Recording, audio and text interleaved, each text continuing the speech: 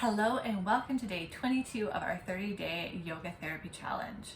This week we are going to be exploring more core and strength movements, and we're going to start today getting a little bit more familiar with our pelvis, our abdomen, our rib cage, and our shoulders, and the relationship between those and how they work together.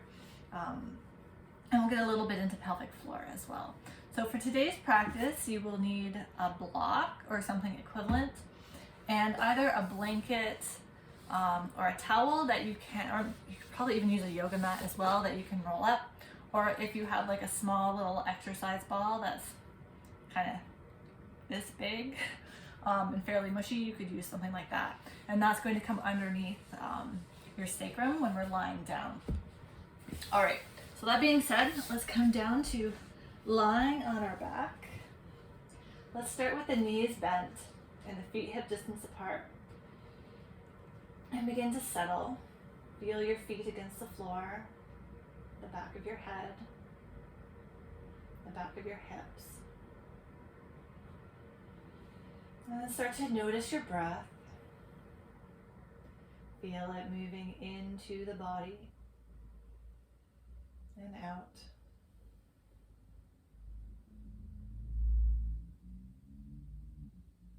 And as you settle and your breath starts to settle, we begin to orient ourselves to our pelvis, sensing the front of the pelvis, the hip points, the pubic bone, the back of the pelvis, sacrum, tailbone, the bottom, our sitting bones, the pelvic floor, the top, and the sides.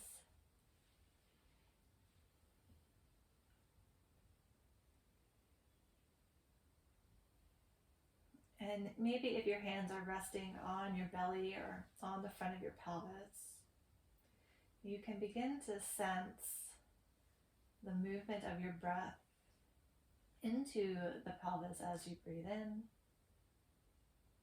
and out as you breathe out.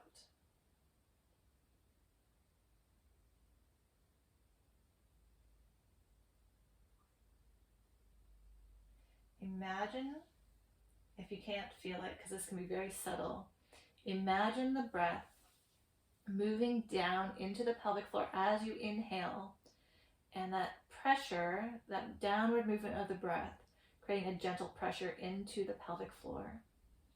And then as you exhale, the breath is moving back up and out. So it's like there's a release of that pressure. And if you can't feel it, that's okay.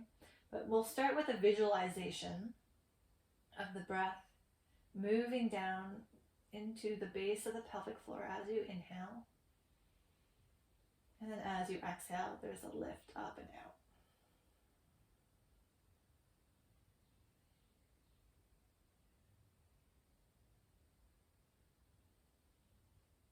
And I'll maybe do a bonus video on some other positions that we can take to help us sense into that. But for now, just stay with it a little bit longer.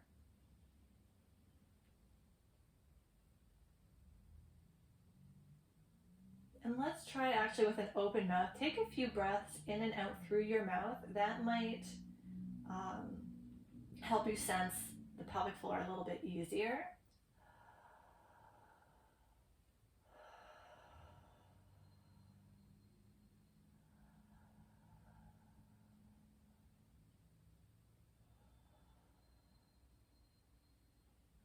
All right, let's return to breathing through the nose. And then we're going to take our item that we're going to bring behind our sacrum. So I'm using a felt pad. You're going to use your towel or your ball. Place it beside your hip and then lift the hips up and slide it underneath. And then let the hips settle down. So you just want to make sure that it's not in the arch of the low back or on the tailbone, but on the flat part.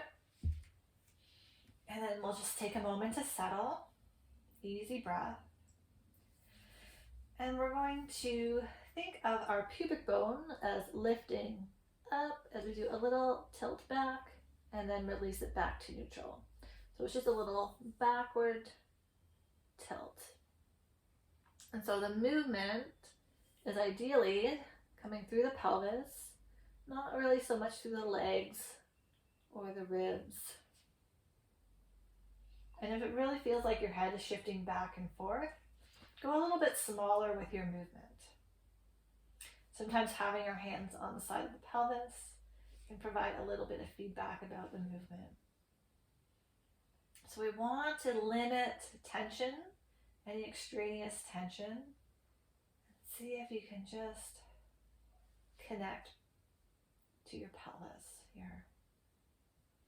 Pause between each one. Just go slow. It doesn't have to be fast. It's not intended to be a big movement. This is more kind of on a micro movement level.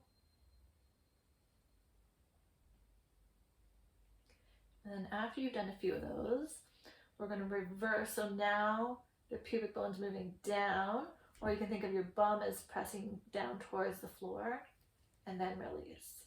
Pressing down towards the floor and then release. If you feel that like you're moving through the rib cage, if you're poking your ribs up, that means you're moving through your ribs and no longer through your pelvis. So if that's the case, just pause and go a little bit slower.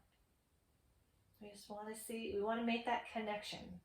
We want to integrate this movement if it's not already there for you. And then after you've done a few of those and it felt relatively easy, like you could sense that you're doing it, then we can combine them. So we're going to do the backwards tilt, the pubic bone lifting, and then the bum pressing towards the floor. Pubic bone lifting, bum pressing towards the floor. So now we're finding a gentle rocking motion through the pelvis. And again, this is more subtle movement. It doesn't have to be big. And if you bring your fingers into your hip creases, into your groin, and you're doing the movement, you can feel a shift in the tissues. You can feel some movement happening there. And that's where our leg bones go into our hip sockets, deep in our hip creases. There we go. A couple more. And then let that relax. Lift the hips, slide your item out from underneath, and then lower down. Okay. Slide the right leg down, and then lift the left leg so the knee stays over the hip. So we're going to explore a supine twist, but we're not going to use our hands. We're going to let them relax so we can keep our shoulder blades flat on the floor. But we want to recruit our abdominals. We want to use our oblique muscles to rotate the pelvis to the side. And so the leg, we're not using the leg to leverage the movement. We want it to happen at the level of the pelvis and our oblique muscles. So we're only going to go as far as you can keep that leg neutral. So think of your leg as along for the ride, but not creating the movement. So that might mean making a smaller movement. Think of the sides of your waist. So if you were to stretch your fingers from your hip points to your ribs, it's the muscles kind of in between that are generating this movement.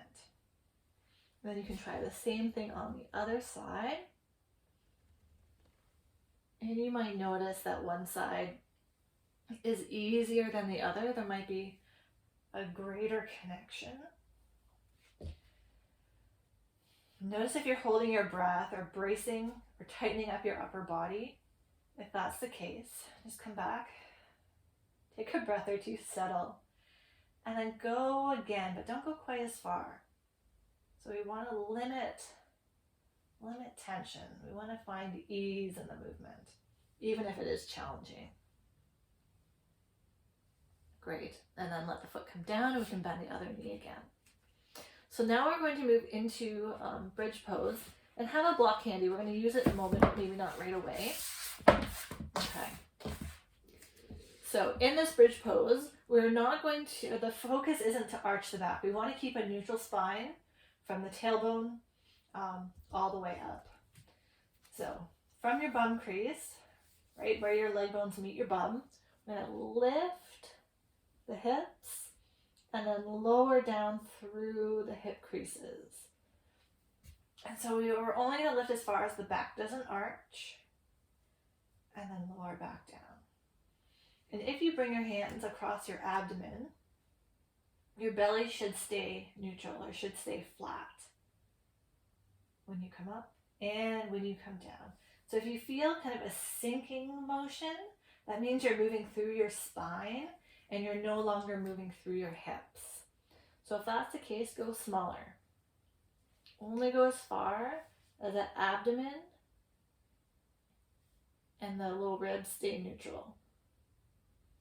You can also think from your hip all the way up to the top of your shoulders as moving as one piece. So it's kind of like the rib cage. As the hips lift, that torso starts to rotate around the head of the arm bone and then back down.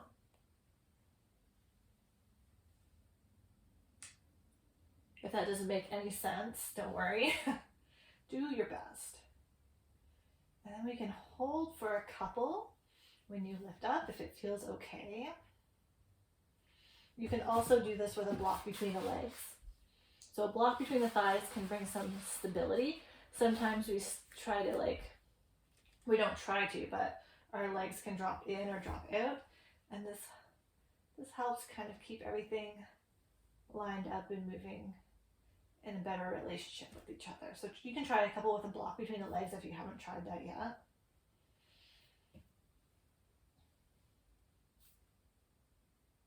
And then we can take our block. So if you want to explore, let me slide back a little bit.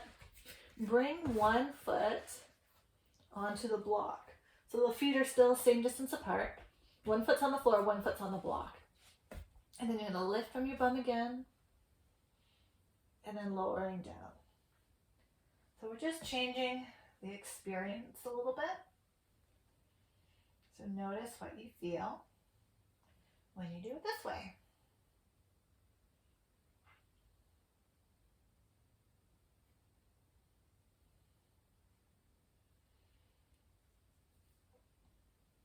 And then switch sides, bringing the block under the other foot.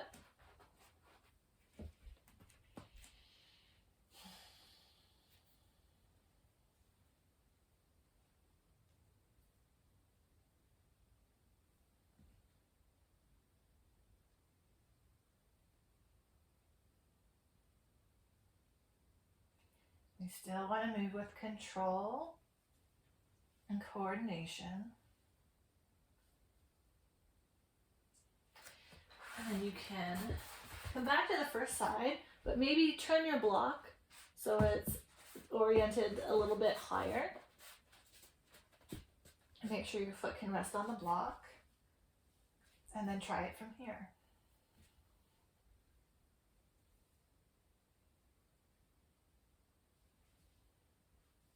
We're just providing variability of movement, giving our body more options and ways to move.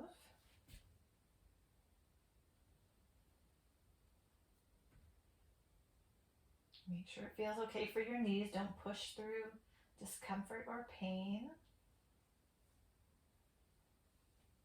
Adapting your movement to suit your body. And then try the other side.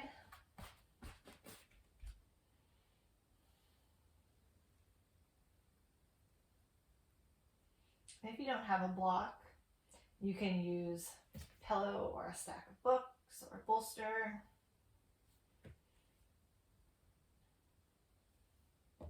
Let's do one more. And if you want, you can turn your block to the highest position. It might be a little bit harder because your foot won't fit fully onto the block, but make sure your heel's on the block. And then you're gonna come into your bridge. Just do a couple. If the hips start to get wobbly, could be a sign that maybe it's just a little bit too high for you today. Trying both sides.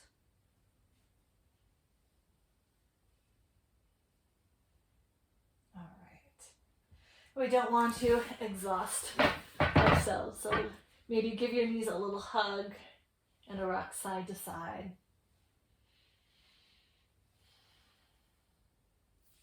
And then come back to lying in your constructive rest. Feel your feet against the floor, back of the head, back of the torso. And let's come back to that pelvic floor breathing that we were exploring at the beginning. Letting the breath move all the way down on the inhale, a gentle downward pressure, and then exhale, lift. So I want to qualify this by saying we're not consciously pushing down, we're not bearing down as we inhale, and we're not actively lifting and pulling up our pelvic floor. Okay, we're not actively doing anything down there. We're just breathing, and we're using the visualization of the breath moving down and the breath moving up, because that's how it moves anatomically. And as you become more aware and bring more attention to the pelvic floor, you might be able to start to sense shifts in pressure or movement. If your pelvic floor is really tight and grippy, you probably won't sense anything. If there's more suppleness, then you might be able to sense some movement because the tissues will be able to respond.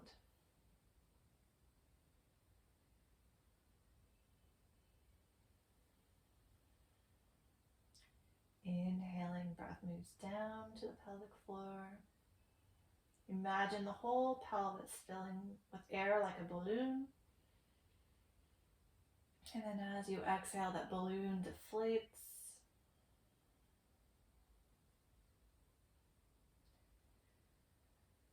Maybe try in and out through your mouth a few times.